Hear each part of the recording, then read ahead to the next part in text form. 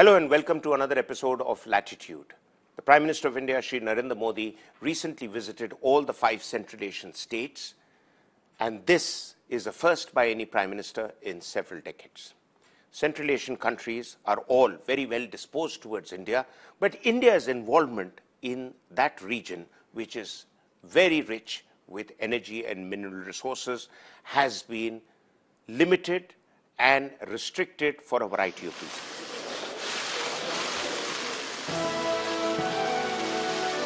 Clubbing together more than one item on his itinerary on his travel abroad is now part of Mr. Modi's style. And this time he has chosen to visit all 5 Central Asian republics while attending the BRICS and SCO summit in Ufa in Russia. This landlocked region that lies between Russia, China, Afghanistan, Iran and Turkey has perhaps the largest energy reserves outside of the Gulf region. Kazakhstan has substantial amount of oil, Turkmenistan gas reserves, while Uzbekistan has modest hydrocarbon resources. Kyrgyzstan and Tajikistan meanwhile have surplus hydropower. But strangely, India doesn't seem to have understood the strategic significance of this region so far, unlike China. With $46 billion of trade in 2014, Beijing is the biggest trading partner for 4 of the region's 5 countries, followed by Russia at $28 billion. And India's trade stands only at $1.6 billion. But Mr. Modi is keen to enhance India's engagement with the region. While Mr. Modi's public engagements have centered around interactions with Indologists and the inauguration of centers for science and technology, India's Asian rivals are more concerned with any new defense initiatives that New Delhi initiates. In the past, India's ties with Tajikistan had allowed it to give extensive support to the anti-Taliban Afghan Northern Alliance. That helped them push out the Taliban region in Kabul. And in the more recent past, India has set up a 50-bed military hospital and stationed MiG-29 fighters at the Farkhor Air Base.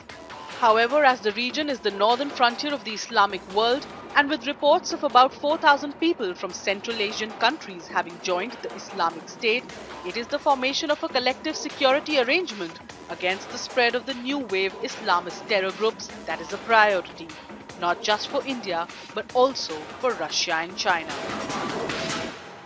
Clearly, there is room for much greater involvement of India in all the 5 Central Asian republics, and we have with us a distinguished panel of 2 experts on Central Asia.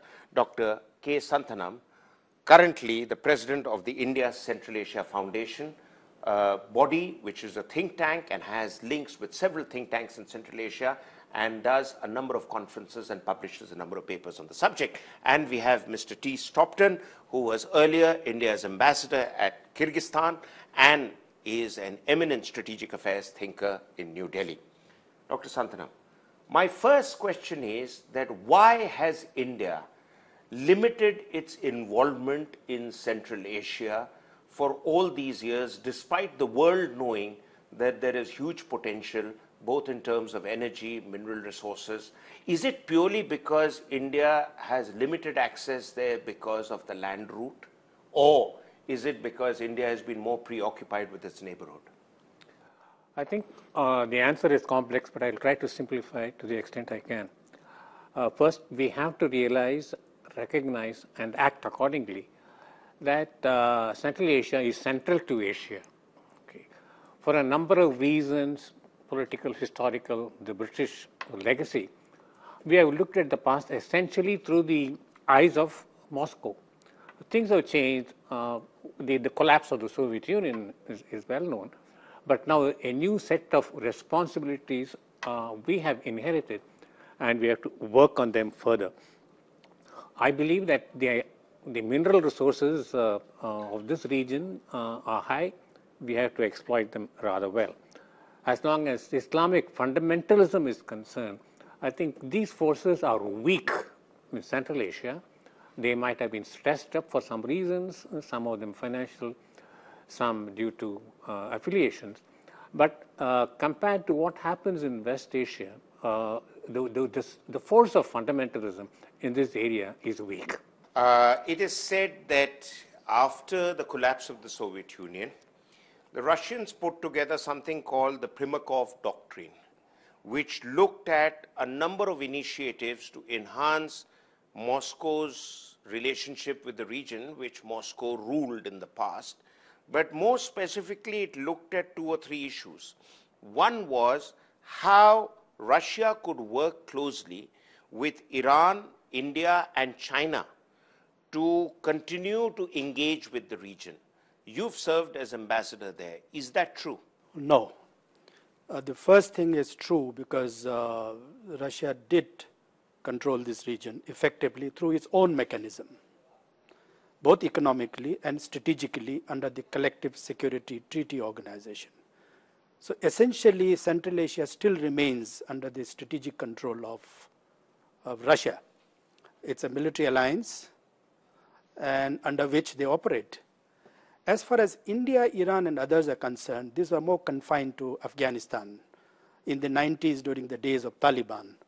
So therefore, I don't think there was any convergence of interest between India and Russia or even Iran in Central Asia as far as Russia was concerned. I don't recall having any consultation with the Russian diplomats in the affairs of Central Asia while I was posted there. But certainly it's true that although Russian interest there has little weakened, there has been a strategic retreat of the Russians from Central Asia, say 20,000 Russians leaving every year from the region to Russia. So that way I think Russia has been leaving Central Asia strategically, but in overall sense Russia still remains sufficient power to influence any change in Central Asia. Essentially, these are Russia-oriented countries. The languages they speak are Russians, so they effectively control, even though Russia may not be that important economically today for the region. The region also has the dubious distinction now of providing perhaps the largest number of non-Arab recruits to the ISIS or the Islamic State. So how do you see this, this conflict of 2 sets of trends, that the state doesn't sponsor or support hardline Islam, but the people tend to volunteer and move towards the Islamic State? There is also a report of one of the military commanders of the special forces units of one of the Central Asian republics who's gone off and joined the ISIS and is now offering them expertise on how to further their terror agenda. I think we have to be very clear in our mind. Some of the trends are slightly visible above the surface, but there are other structures which are way taller. In terms of the attraction towards Islam, of Islamic fundamentalism, as you defined it, these states are very weak in terms of the Islamic tendencies of Saudi Arabia and similar countries. Yes, there is some kind of support from the establishment, mainly the church-led establishments in these countries. But overall, the history of the Soviet legacy continues, and it will be very difficult to replace these tendencies with any newfangled invention that people with money can afford. It's not money alone that drives Central Asia. Mr. Stropden, you referred to the fact that Russia is now economically weaker, particularly in comparison to China, but its influence strategically is still very strong in the 5 republics. And if you look at the trade figures, China is clearly way ahead of everybody else. Last figures that came in was the Chinese investment in Central Asia was something like $46 billion. At the same time, the Russians were $28 billion, almost half of what the Chinese was. And India's was a pittance, $1.5 billion. How do you think Mr. Modi's visit to these countries is going to alter that? Does India have that kind of money to pour into a region where India doesn't look at commanding influence of the nature the Russians and Chinese purely because of land contiguity can command? You're absolutely right. I don't think we are going to compete with the Russians and the Chinese in the region. The region is extremely important for us for two things. A, it is on our backyard. What happens there have a direct impact on us, so we have to be extremely careful. It's exactly like Afghanistan. What happened in Afghanistan does have effect on us, so that you can't ignore. Secondly, the most important part about this region is the domestic factor. Our people are not aware about this region. So this visit of Prime Minister Modi to the region brings that consciousness, this awareness among our own people. Look, there is a region beyond Afghanistan. So that's extremely important. So far, I think Central Asia has been confined to National Museum or maybe some universities, courses. But I think this has now brought to the larger audience the importance of this region to India. Now, as far as the investment is concerned, I don't think this visit is going to change or alter the situation in India or in Central Asia. You cannot invest the way which the Chinese are investing there. It is a symbolic visit, very important visit, but it's a symbolic visit. It's not going to change the picture, overall picture, but there is a Modi factor in Central Asia today. Modi is becoming so popular, like Raj Kapoor once upon a time, or Mithun Chakravarti once upon a time. It's more of a symbolic, rather than India being important. They know what India can do, what India cannot do. That limitation of India is understood because of a variety of other reasons. So I think this visit is extremely important. A, if you want to sustain the relationship, then I think one visit is not enough. You have to visit again and again and again. President Xi Jinping, Hu Jintao used to visit Central Asia every year.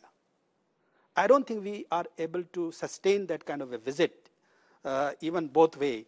So I think this visit is important, but yet I treat this as very symbolic because the transactional aspect is very, very small here. Well, lots of interesting points, but we'll be back after a break to look at truly where the interest of India in Central Asia lies, what are the potentials in that region, and how India can increase its footprint in Central Asia.